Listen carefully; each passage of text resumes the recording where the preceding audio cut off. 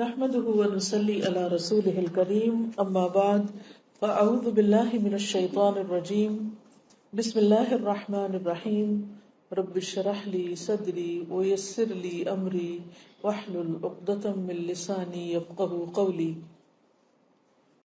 سیدنا ابو ہریرہ رضی اللہ عنہ سے روایت ہے کہ نبی کریم صلی اللہ علیہ وسلم نے فرمایا، اللہ تعالیٰ نے کوئی بیماری ایسی نہیں بنائی جس کا علاج پیدا نہ کیا ہو، یعنی کوئی بیماری بھی لا علاج نہیں۔ تو اس سے کیا پتہ چلتا ہے کہ انسان کو کسی بھی قسم کی کوئی مرض، کوئی بیماری آ گھیرے تو وہ مایوس نہ ہو، پریشان نہ ہو، اور یہ نہ سوچے کہ اس بیماری سے وہ مر ہی جائے گا، کیونکہ بیماری کے بعد عام طور پر انسان اس خوف میں مبتلا ہو جاتا ہے کہ اب وہ کسی کام کے قابل نہیں، اب وہ شاید اس بیماری کے ساتھ دوسروں کا محتاج ہو جائے یا بالآخر اس کی موت ہی آ جائے۔ موت تو برحق ہے، موت کو تو آنا ہی ہے ایک دن، لیکن ضروری نہیں کہ یہی بیماری موت کا ذریعہ بنے۔ موت تو بیماری کے بغیر بھی آ جاتی۔ اس لیے انسان کو بیماری کے آنے پر سب سے پہلی بات جو کرنی ہے وہ ہے امید کا دامن تھام، اللہ رب العزت کے ساتھ اچھا گمان رکھنا، کیونکہ بیماری انسان کے گناہوں کو دھونے کا ذریعہ بنتی ہے، بیماری انسان کے اندر عجز و انکساری پیدا کرتی ہے، بیماری انسان کی اصلاح کا ذریعہ بنتی ہے۔ اور یہ کس طرح ہوتا ہے کہ جب انسان بیمار ہوتا ہے یا غم زدہ ہوتا ہے یا پریشان ہوتا ہے تو اس کی توجہ سراسر اس خاص پریشانی کی طرف ہو جاتی، باقی چیزیں اتنی اہم نہیں رہتی جو غیر ضروری ہوتی، بلکہ بیماری میں تو انسان بعض اوقات اپنے فرائض تک سے بھی غافل ہو جاتا ہے اور بہت سی چیزیں اس سے چھوٹ جاتی۔ اگر انسان دیکھے تو اس میں بھی ایک مثبت پہلو ہے، کیونکہ انسان عام حالات میں اتنی مصروفیت کا شکار ہوتا ہے کہ اس کو بعض اوقات بہت اہم چیزوں کی طرف توجہ دینے کا وقت ہی نہیں ہوتا، سوچ ہی نہیں آتی، لہٰذا جب اس سے باقی سب چیزیں چھٹ جاتی ہیں اور وہ ایک طرح سے خاموشی اور تنہائی اور جسمانی طور پر کمزوری کا شکار ہوتا ہے تو اس سے بہت سے پردے ہٹتے ہیں، اسے اپنی حقیقت کا پتہ چلتا ہے، اسے اپنی آخرت کے بارے میں سوچ آتی کہ میرا انجام کیا ہوگا، میرے ساتھ کیا معاملہ ہوگا، کل میرا کیا بنے گا جب سب میرا ساتھ چھوڑ جائیں گے، حتیٰ کہ میرا اپنا جسم بھی میرا نہیں رہے گا، کیونکہ قیامت کے دن انسان کا جسم بھی انسان کے خلاف گواہی دے گا۔ یہ سوچ عام دنوں میں نہیں آ سکتی، انسان ایسی چیزوں کے بارے میں سوچتا ہی نہیں، کیونکہ جب تک جسمانی طور پر وہ طاقتور ہوتا ہے، باہمت ہوتا ہے، وہ سمجھتا ہے وہ سب کچھ کر سکتا ہے، اس کے لیے کچھ مشکل نہیں، ہر چیز اس کے قابو میں ہے، کنٹرول میں ہے، ہر چیز اس کی اپنی ہے۔ لیکن جب بیمار ہوتا ہے تو پھر آہستہ آہستہ اس کو اندازہ ہوتا ہے کہ اس کا یہ خیال غلط تھا، اس کی یہ سوچ درست نہ تھی۔ اس لیے بیماری تطہیر کا ذریعہ بنتی، صفائی کا ذریعہ بنتی۔ بعض اوقات جسمانی بیماری روحانی صحت کا ذریعہ بنتی،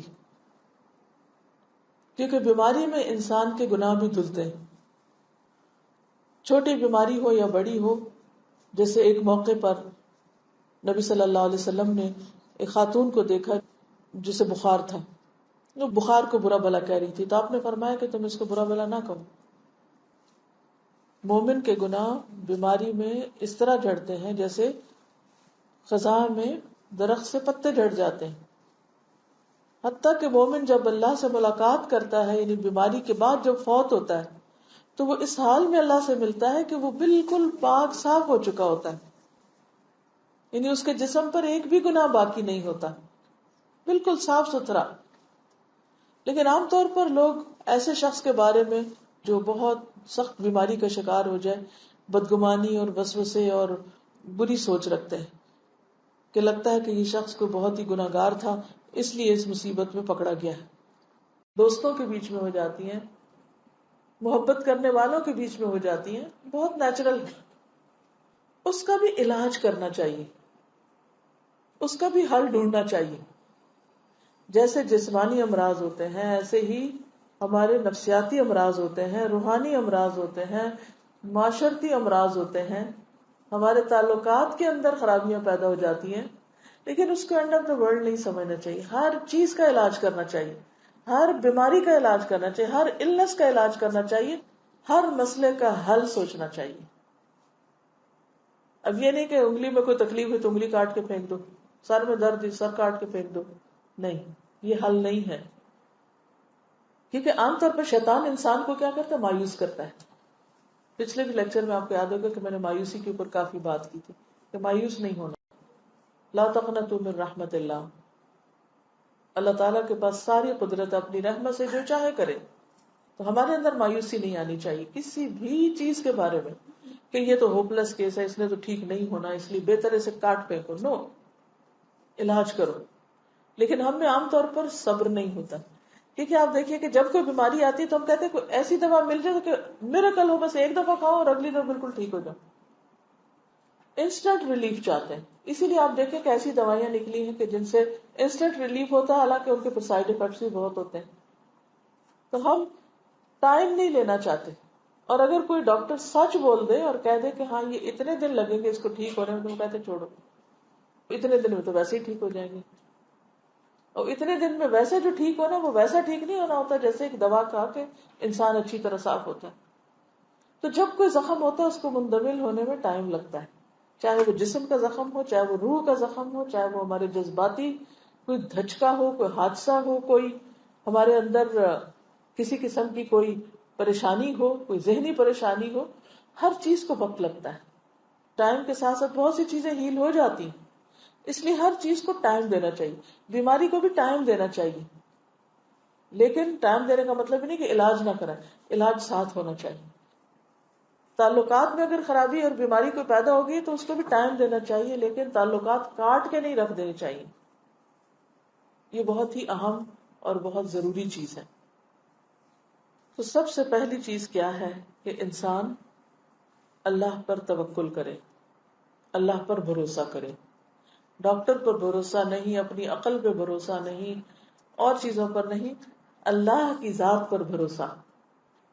حضرت ابراہیم علیہ السلام نے کیا کہا تھا؟ وَإِذَا مَرِضْتُ فَهُوَ يَشْفِينِ. جب میں بیمار ہوتا ہوں تو وہ مجھے شفا دیتا ہے. گویا شفا کس کے ہاتھ میں ہے؟ اللہ کے ہاتھ میں ہے. حضرت ایوب علیہ السلام نے کیا کہا تھا؟ وَأَيُّوبَ إِذْ نَادَى رَبَّهُ أَنِّي مَسَّنِيَ الضُّرُّ وَأَنْتَ أَرْحَمُ الرَّاحِمِينَ. اور ایوب نے جب اپنے رب کو پکارا کہ مجھے بیماری لگ گئی ہے اور تو سب رحم کرنے والوں سے بڑھ کر رحم کرنے والا ہے. یعنی میں بیمار ہوں اور تو مہربان ہے، تو اپنی رحمت کے ساتھ میری تکلیف دور کر دے. تو یہ کیا تھا؟ ان کا توکل تھا اپنے رب پر، اپنے رب کو پکارا. تو بیماری میں سب سے پہلے اللہ ہی کو پکارنا چاہیے، اسی پر بھروسہ کرنا چاہیے. ایک حدیث میں آتا ہے، ابن عباس نے بیان کیا کہ رسول اللہ صلی اللہ علیہ وسلم نے فرمایا، میرے سامنے تمام امتیں پیش کی گئی، ایک ایک دو دو نبی اور ان کے ساتھ ان کے ماننے والے گزرتے رہے. یعنی سب آ رہے تھے، جیسے مارچ پاسٹ ہوتا ہے نا، تو وہ جو بادشاہ ہوتے ہیں ان کے سامنے سے ایک دستہ گزرتا ہے، دوسرا گزرتا ہے، تیسرا گزرتا ہے. تو اسی طرح نبی صلی اللہ علیہ وسلم کو یہ کیفیت دکھائی گئی، آپ کے سامنے سے لوگ گزر رہے تھے. بعض نبی ایسے بھی تھے جن کے ساتھ کوئی بھی نہیں تھا، ایک شخص بھی ایمان نہیں لایا. آخر میرے سامنے ایک بڑی بھاری جماعت آئی. میں نے پوچھا یہ کون ہے؟ کیا یہ میری امت کے لوگ ہیں؟ کہا گیا کہ یہ موسیٰ علیہ السلام اور ان کی قوم ہے. پھر کہا گیا کہ کناروں کی طرف دیکھو. میں نے دیکھا کہ ایک بہت ہی عظیم جماعت ہے جو کناروں پہ چھائی ہوئی ہے. پھر مجھ سے کہا گیا کہ ادھر دیکھو، ادھر دیکھو، آسمان کے مختلف کناروں میں. میں نے دیکھا کہ ایک جماعت ہے جو تمام افق پہ چھائی ہوئی، یعنی پورا ایریا اس نے بھرا ہوا. کہا گیا یہ آپ کی امت ہے اس کثرت سے، اور اس میں سے 70,000 لوگ بغیر حساب کے جنت میں داخل ہوں گے، یعنی ان سے کچھ بھی نہیں پوچھا جائے گا.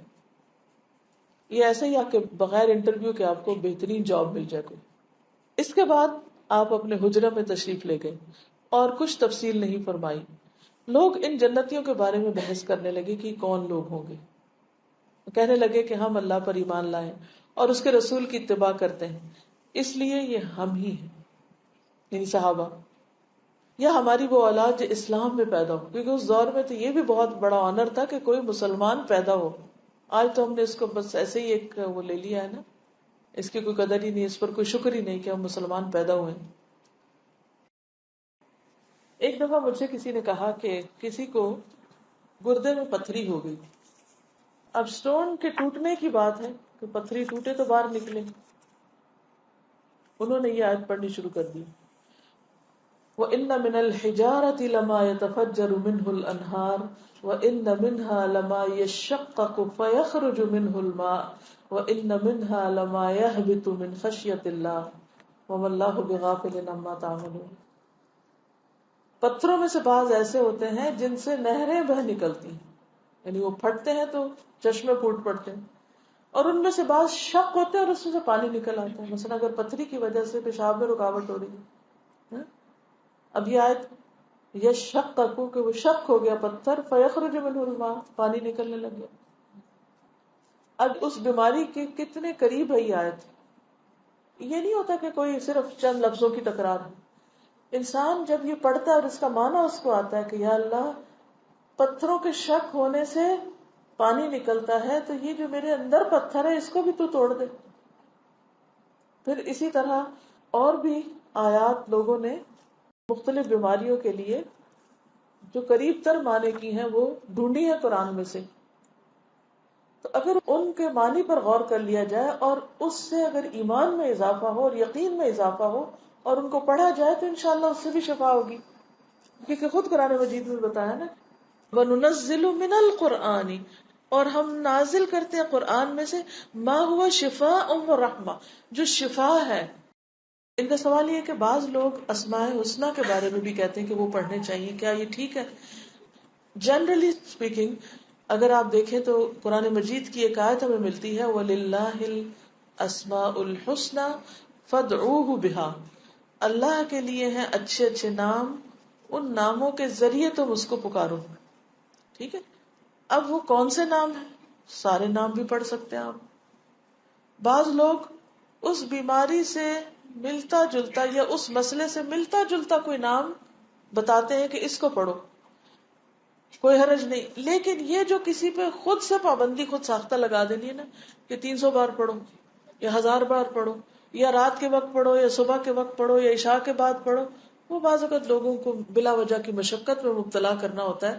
اور نبی صلی اللہ علیہ وسلم کی سنت سے اس کا کوئی ثبوت نہیں کہ آپ نے صحابہ کو کوئی خاص نمبر بتایا ہو اور یہ کہا ہو کہ یہ اس وقت میں بیٹھ کے پڑھو یا اندھیرا کر کے پڑھو یا پانی کے کنارے پہ جا کے بیٹھ کے پڑھو. یہ پھر خود ساختہ پابندیاں ہو جاتی. یعنی نام آپ بتا سکتے ہیں. مثلا اللہ تعالیٰ کے جتنے بھی نام ہیں اگر آپ قرآن مجید پڑھنا شروع کریں تو مختلف مواقع پر بعض نام اس کی مناسبت سے آئے. مثلا یعقوب علیہ السلام جب رخصت کر رہے تھے اپنے بچوں کو تو انہوں نے کیا کہا؟ اللہ خیر حافظا، یہ اللہ کی صفت ہے حافظ. اب اس وقت انہوں نے یہ آیت پڑھی، گویا اس نام کے ساتھ اللہ کو پکارا. قرآن گائیڈنس ہے نا. اب اگر ہم کسی کو دیکھتے ہیں اس نے ایسا کام کیا تو ہم بھی کر لیتے ہیں، اور قرآن مجید میں اس کو ڈس اپروو نہیں کیا گیا. تو جب وہ دیکھتے ہیں کہ اللہ خیر حافظہ انہوں نے پڑھا تو ہم بھی اپنے بچوں کو رخصت کرتے ہوئے اگر ہم دل میں دہرا لیں یا زبان سے پڑھ لیں یا گھر سے نکلتے وقت گھر والوں پہ پڑھ کے آ جائیں تو پڑھ سکتے ہیں. اس میں کوئی گناہ نہیں ہے، حرج نہیں. بس حرج کہاں آتا ہے کہ جہاں ہم مین میڈ انسانوں کی بنائی ہوئی پابندیاں، لگائی ہوئی پابندیاں دوسروں کے اوپر فرض کے درجے میں ایک ریچول بنا کے ان کے اوپر لازم کر دیتے ہیں. اور لوگ بھی ڈرنے لگتے ہیں کہ اگر یہ 41 دن نہ پڑی یہ چیز تو کام نہیں ہونے کا. نہیں، اللہ تعالیٰ تو ایک دفعہ سے بھی سنتے ہیں. لا الہ الا انت سبحانک انی کنت من الظالمین. اصل چیز ہے کہ اخلاص اور شوق کے ساتھ انسان پڑھے.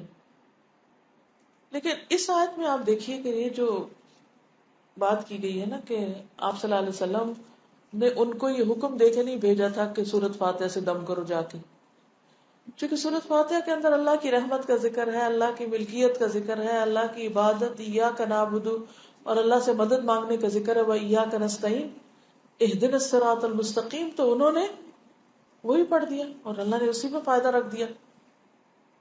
تو اصل بات ہے یقین کی، آپ کس مرض کے لیے کس یقین کے ساتھ کیا پڑھ رہے ہیں اور کس دل کے ساتھ. کیونکہ بعض اوقات کیا ہوتا ہے کہ لوگ صرف اس کو ایک رٹو طوطے کی طرح رٹتے رہتے ہیں، پڑھتے رہتے ہیں، نہ کوئی یقین ہوتا ہے، نہ کوئی روح ہوتی ہے، اور نہ ہی کوئی سمجھ ہوتی ہے کہ کیا پڑھ رہے ہیں.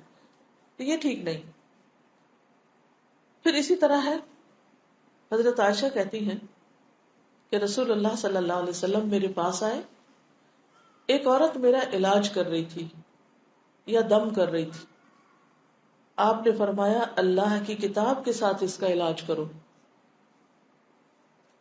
یعنی نبی صلی اللہ علیہ وسلم نے دیکھا تو اس کو اپروو کیا اور فرمایا کتاب اللہ کے ساتھ علاج کرو. ابن مسعود سے مرفوعاً مروی ہے کہ اللہ نے جو بیماری اتاری اس کی شفا بھی اتاری. جو جان لیتا ہے سو جان لیتا ہے، اور جو ناواقف رہتا ہے سو ناواقف رہتا ہے. جس کو نہیں پتا سو نہیں پتا. نافع فرماتے ہیں کہ ابن عمر نے کہا اے نافع، میرے خون میں حدت پیدا ہو گئی، یعنی گرمی آ گئی، اس لیے کوئی پچنے لگانے والا تلاش کرو، اگر ہو سکے تو نرم خو آدمی کو لانا، یعنی جو نرم مزاج ہو. عمر رسیدہ بوڑھا یا کم سن بچہ نہ لانا، کیونکہ بچوں کو بھی اتنی سمجھ نہیں ہوتی، اور جو لوگ ذرا عمر کے پختہ ہو جاتے ہیں بعض اوقات ان میں سختی سی آ جاتی. تو اس سے یہ بھی پتہ چلتا ہے کہ معالج کی جو شخصیت ہے وہ بھی اثر ڈالتی ہے، اور مریض اس کے اثرات میں ایک طرح سے آتا ہے، کیونکہ مختلف چیزیں ہمارے اوپر افیکٹ کر رہی ہوتی ہیں نا. مثلا ایک اچھے بااخلاق ڈاکٹر کے پاس آپ جاتے ہیں تو اس کی کمپنی میں بیٹھ کے ہی آپ کو ایسا لگتا ہے جیسے آپ ٹھیک ہونے لگے. اب اس میں یہ نہیں کہ وہ ڈاکٹر جو ہے اس کے اندر کوئی ایسا کمال پیدا ہو گیا ہے، لیکن اس نے اللہ کے حکم کے مطابق اگر اچھے اخلاق یا نرمی یا محبت کا مظاہرہ کیا ہے تو یہ بھی علاج ہی کا ایک طریقہ ہے. رسول اللہ صلی اللہ علیہ وسلم نے فرمایا جو ایسے ہی طبیب بن کر علاج کرے، یعنی دھوکے باز یا نااہل، جعلی ڈاکٹر، کویکس، جی، اور طب اور علاج معالجے میں مشہور نہ ہو تو وہ ذمہ دار ہے. ٹھیک ہے، یعنی جب تک آپ ایکسپرٹ نہیں ہیں، آپ اس چیز کے ماہر نہیں ہیں، تو علاج میں ہاتھ نہ ڈالیں، ورنہ ذمہ داری ہوگی آپ کی، پوچھو، اور نہ کسی ایسے کے پاس جائیں. اسی طرح غیر شرعی علاج سے بھی پرہیز کرنا چاہیے. قیس بن سکن اسدی کہتے ہیں کہ عبداللہ بن مسعود نے اپنی بیوی کو دیکھا کہ اس نے خسرے کی بیماری کی وجہ سے تعویذ پہنا ہوا تھا. خسرہ کی بیماری معلوم ہے جو سارے جسم کے اوپر وہ دانے آ جاتے ہیں. آپ نے اسے سختی سے کاٹا اور کہا کہ عبداللہ کی آل شرک سے بیزار ہے. ہم نے رسول اللہ صلی اللہ علیہ وسلم سے یہ بات بھی یاد کی ہے کہ بلا شبہ جھاڑ پھونک، تعویذ اور محبت کا جادو شرک ہے. یعنی کسی کو مسخر کرنے کے لیے جادو کرنا، کوئی ایسے ٹوٹکے کرنا، وہ بھی شرک میں آتا ہے. یعنی بعض خواتین ہوتی ہیں نا، وہ اپنے شوہر کا دل جیتنے کے لیے بابوں کے پاس چلی جاتی ہیں، وہاں سے کچھ عملیات کرواتی ہیں، تو یہ شرک میں آ جاتا ہے. اسی طرح کوئی چیز باندھ کے اسے گلے میں لٹکا لینا، یہ بھی درست نہیں، اس کو پڑھنا چاہیے. اور شرک یا دم جو ہے یہ سب کچھ پھر شرک میں شامل ہو جاتا ہے. اسی طرح حرام ادویات بھی منع ہے. نبی صلی اللہ علیہ وسلم نے حرام ادویات کے استعمال سے منع فرمایا ہے. ابو ہریرہ سے روایت ہے، سنن نبی داؤد. آپ نے فرمایا جس نے حرام چیز کے ساتھ علاج کیا اللہ تعالیٰ اس کے لیے اس میں شفا نہیں رکھے گا. یعنی حرام شفا نہیں دیتا، وہ مزید کسی بیماری کو بڑھانے کا ذریعہ بن جاتا ہے. آج کل آپ دیکھیں کہ کتنا زیادہ سائیڈ ایفیکٹس کے بارے میں آپ سنتے ہیں. تو بعض اوقات ایسی دوائیاں جو ایک مرض کو بظاہر کیور کرتی ہیں، وہ اپنے ٹاکسنز اور جگہوں پر اتنے زیادہ پیدا کر دیتی ہیں کہ جس سے ایک مرض جاتا ہے تو ایک اور نکل آتا ہے، جو مکمل شفا نہیں ہوتی. ابو درداء بیان کرتے ہیں کہ نبی صلی اللہ علیہ وسلم نے فرمایا بے شک اللہ نے بیماری اور اس کی شفا دونوں چیزیں نازل کی ہیں.